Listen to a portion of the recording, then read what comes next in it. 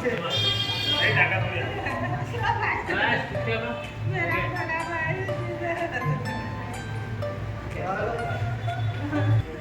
अलावा और कहीं तो नहीं लगी? कहाँ से आ रहे हैं भाई? फुलगांव से। क्या नाम है आपका? विजय। क्या हुआ क्या विजय भाई? मेरे को कुछ मालूम नहीं है। नहीं मगर ये कोई झगड़े के प्रकरण है? ये घटना की कोई कुछ भी मेरे को मालूम नहीं है। मेरे पास आए गाड़ी के लिए, मैं गाड़ी लेके आया हूँ। एम्बुलेंस आ नहीं पाई बोले, तो बोले तुम चलो तो मैं लेके आया। कहाँ से आए हो भाई? क्या हो गया? मैं तो भैंस चराने गया था, तो ये घर पे पड़े हुए थे, उनको अस्पताल में लेके आए। ये कौन है? मम्मी है। क्या झगड़ा क्या हो गया? झगड़ा क्या पता इनका क्या हुआ, मैं भैंस चराने गया। तो बाद में आके पता तो चला होगा? हाँ झगड़ा मगड़ा है, बोले बहू ने मारा है ऐसा। अच्छा बहू से हुआ है? मेरे सीने में बहू ने क्यों छड़ी मार दी आपको? वो मैं घर में वो लड़का दुकान ले गया था। हाँ बड़ा कटरेली की दुकान। हाँ वो दुकान का सामान ले गया था। हाँ घर में दूध पड़ा था, मई पड़ी थी। हाँ फिर वो घर में कोई नहीं, मैंने दरवाजा लगा के इधर आके वासन मस रही थी। हाँ तो वो मेरी बहू आई, दरवाजा को लाते ही लात मार रही। हाँ मैंने बोली मैं क्यों दूध नहीं है, तो मैं दरवाजा मैंने लगा दी, इधर के दरवाजा से आ जा। मैं बर्तन मस रही, हाँ तो मैं वैसे बोलने गई, मेरे को बाल पकड़ी और मैंने छड़ी थी लोहा की, दो दी उसने यहाँ दे यहाँ। मेरा बेटा उनको घर पे नहीं था, दुकान एक जगह एक भैंसी चराने गया, आदमी बाहर गया। हम इतने घर। तो बहू क्या ऐसे आए दिन लड़ती रहती है क्या? हाँ कुछ काम में नहीं करते, कहीं नहीं सब आई जब से सब घर में मार खिलवाती है वो। और आज तो उसने मेरा सरे फोड़ दी। क्या नाम है अम्मा आपका? पार्वती भाई कौन से गांव में रहते हो? लगाओ ये किधर की साइड है? भगवानपुरा पास। आप कौन है? मैं रामपुरा से रहती हूँ। रामपुरा से। आप भी इन्हीं के साथ आए? हाँ मैं गया था इनके उधर घर की तरफ, हाँ तो ये पड़े हुए थे, फिर हमने गाड़ी बुलाया तो गाड़ी आ नहीं रही एम्बुलेंस, तो फिर दूसरी गाड़ी करके लाए हम। आपका शुभ नाम? ईश्वर इनवाते। ये घटना कितने बजे की है? ये 8 साढ़े 8 बजे की।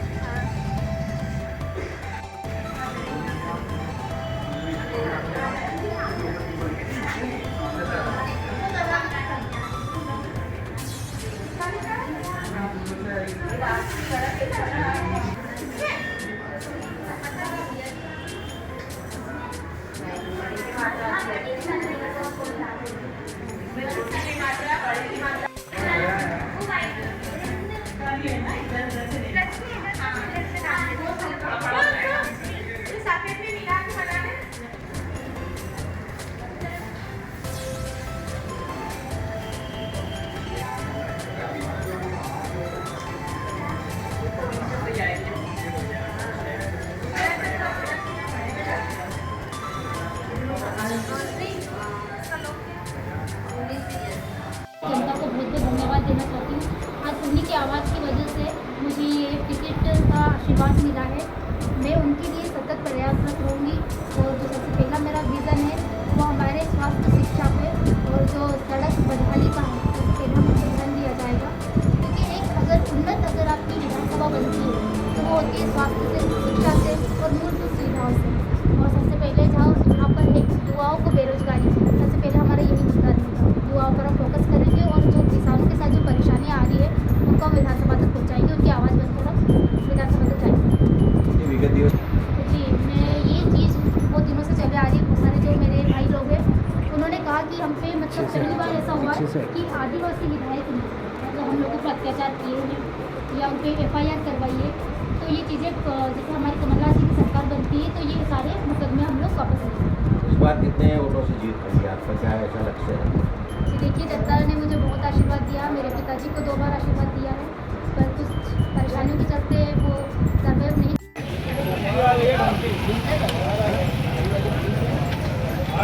चालू जय जय कमलनाथ।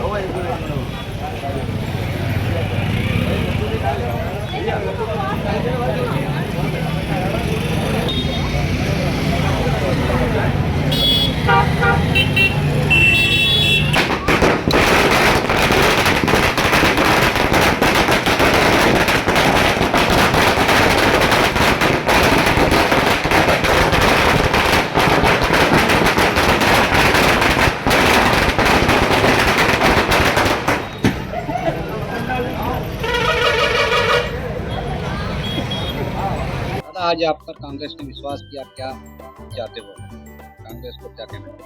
सिंगा महाराज ओमकार महाराज की जय। जय जय कमलनाथ। और आदरणीय कमलनाथ जी ने जो पूरा विश्वास जगाया उसको दिल की गहराइयों से उनको बहुत आभार धन्यवाद देता हूँ। और इस बार निश्चित आदरणीय कमलनाथ जी मुख्यमंत्री बनेंगे, कांग्रेस की सरकार बनेगी, मानदाता में भी कांग्रेस का विधायक जीतेगा। क्या मुद्दा रहेगा चुनाव में? तमाम मुद्दे हैं। ओमकारेश्वर में पिछले 18 साल से इनकी सरकार, डबल इंजन की सरकार है। शंकराचार्य जी की मूर्ति के लिए मत परिवर्तन कर लेते हैं और जब वोट की बारी आती है हमेशा गुमराह करते हैं। और ओमकारेश्वर की जनता आज दिन तक पट्टों के लिए परेशान है। ऐसे तमाम मुद्दे हैं। किसान परेशान है, युवा जो परेशान है, बेरोजगार है, उनको जो है बाहर के लोग आते हैं हमारे यहाँ, सोलार में बाहर के काम कर रहे हैं, थर्मल में बाहर के कर रहे हैं, हमारे यहाँ का आदमी परेशान है। बीच में जब एकखंड के आसपास भी सब मुद्दा उठा तब गए थे। तो तमाम मुद्दे, महंगाई है, तो सबसे बड़ी बात है जनता त्रस्त है। पिछले 18 साल से इनकी जो सरकार है, इनके जो जनप्रतिनिधि है उनकी दादागिरी देखते हैं। तो तमाम मुद्दे हैं। एक मुद्दा हो तो बताएं।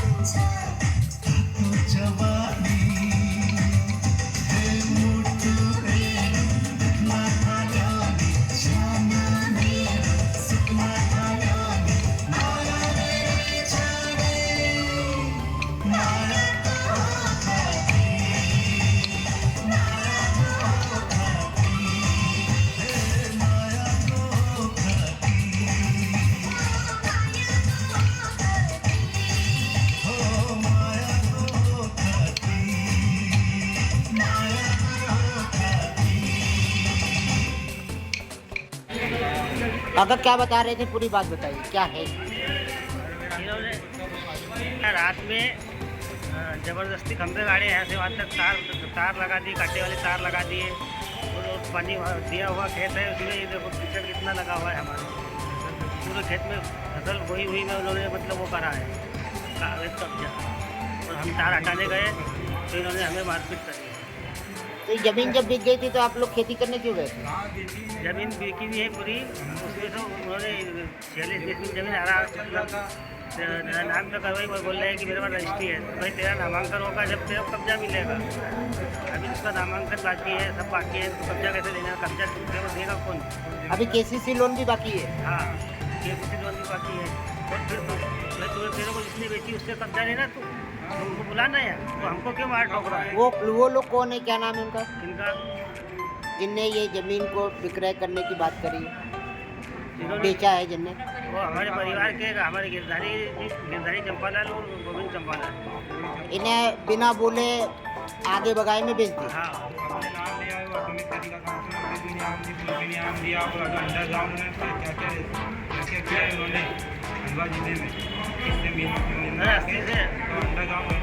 जमीन नाम क्या है खाने गया था कि खाने नहीं गया?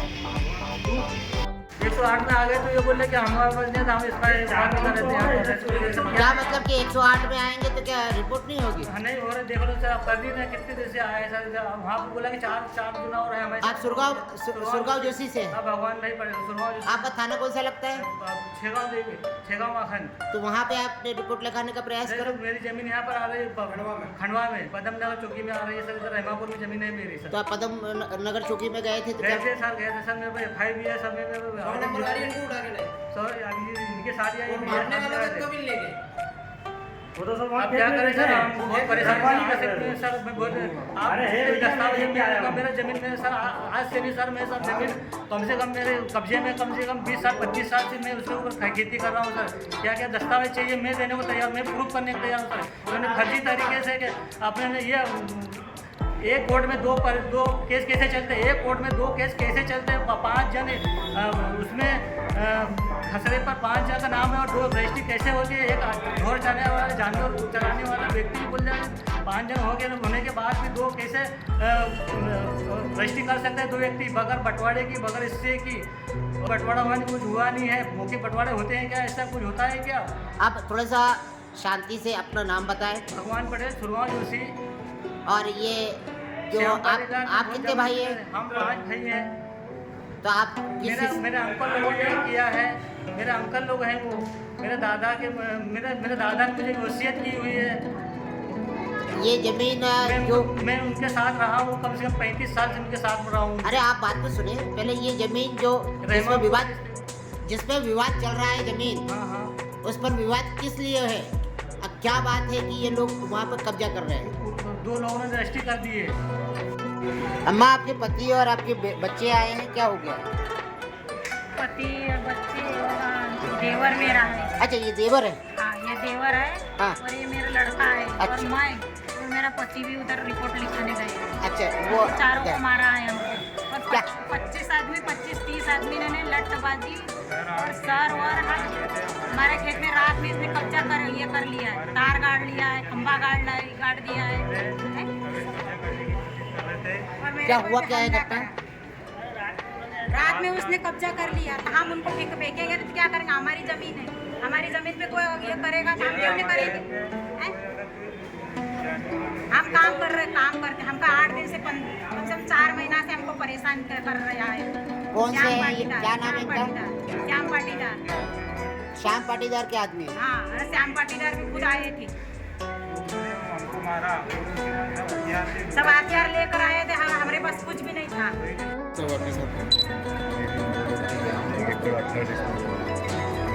जुलाई में परचेस करी, वहाँ मेरी तारबेंसिंग करी हुई थी।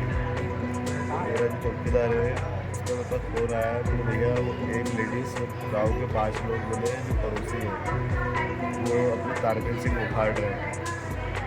मैं पदम नगर थाने में आया, मैंने उनकी कंप्लेंट करी। सर ने बोला 10 मिनट में कब्जा वहाँ पहुँच जाएगा, अब मैं चिंता करूँ। वहाँ पर उनका मेरे चौकीदार को और मेरे भांजे को और जो रास्ते में जिन लोगों ने देखा उधर उनके उनको उन लोगों ने पत्थर मारा।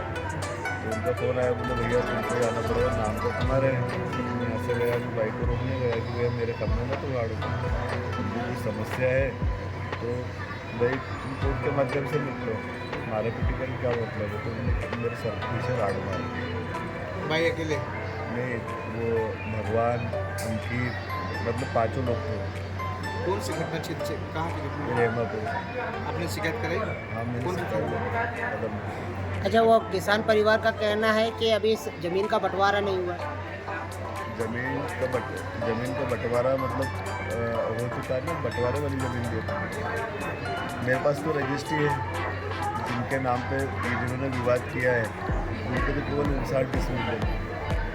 इसमें सोयाबीन किसकी लगी हुई थी? सोयाबीन हमारी थी, आप ही लोग थे। ये मेरा बोर्ड वगैरह सब लगा हुआ था। बोर्ड वगैरह सब लगा? हाँ, तो इन्होंने बोर्ड वगैरह उखाड़ा हुआ। तो क्या इस तरह के खंबे तोड़ते हुए वीडियो भी है मेरे पास। मैं इधर उनको बोला हम भाई, ये प्रकरण कोर्ट में भी चल रहा है। हाँ, तो इसमें क्या पुलिस व्यवस्था ने कभी उन लोगों को समझाने का प्रयास नहीं करा?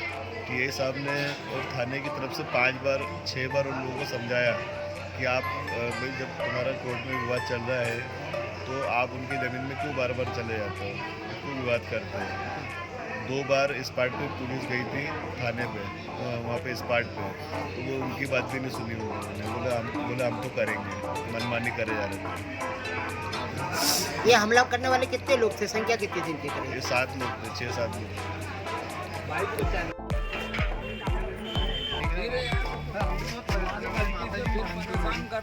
मरीज को यहाँ हॉस्पिटल लेके आए, हॉस्पिटल करीब 6 बजे, तो डॉक्टर ने यहाँ से रेफर कर दिया घर के लिए कि शांत हो गया। ठीक है, आधे 20 किलोमीटर यहाँ से चले गए। 20 किलोमीटर के बाद में बोलते हैं कि इनने दवाई पी ली है।